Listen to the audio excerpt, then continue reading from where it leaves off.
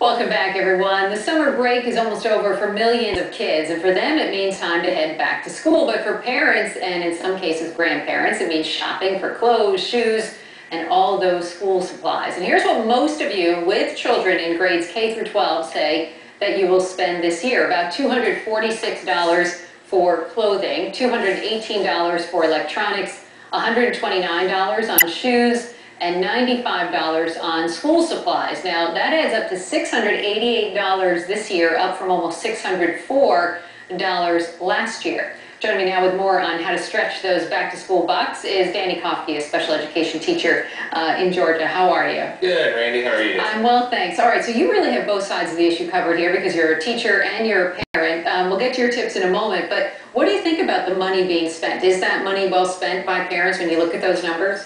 Yes, it is. We all know about how tough times are right now for states, and with the school cuts that are going on, a lot of teachers don't have the money to buy the supplies either. So I do think it is a good investment, and the districts are struggling to buy the supplies as well. So yes, we do need those supplies in the classrooms. Yeah, let's go through some of your tips. The first one you say is to shop during tax-free times. 17 states are already having those, much of that happening this weekend. Right.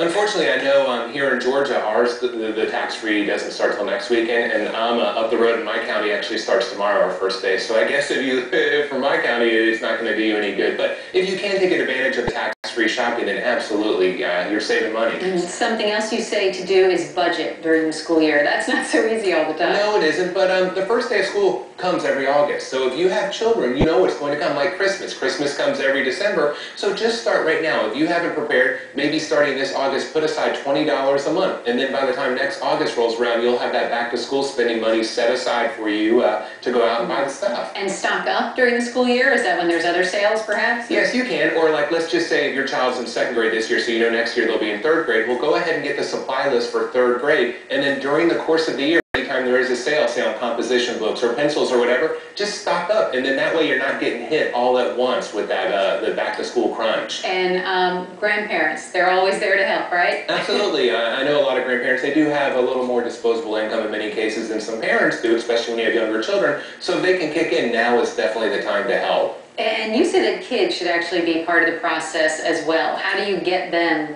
to take part in Right. this? Well, it's so important because a lot of kids don't know how to spend money.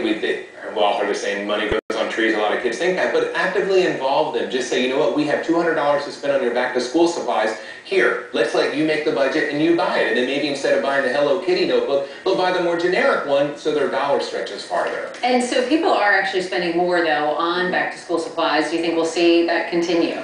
I think so, unfortunately. And I do have to say, I know at my school, my principal has told the teachers, you know what, a lot of parents are struggling right now. So if there is anything we can cut back on, please do. So just for parents to know that principals, and we are aware of that a lot of people are struggling financially. So we are trying to cut it back as much as possible. Danny, appreciate it. Thank you very much. Thank you. And for much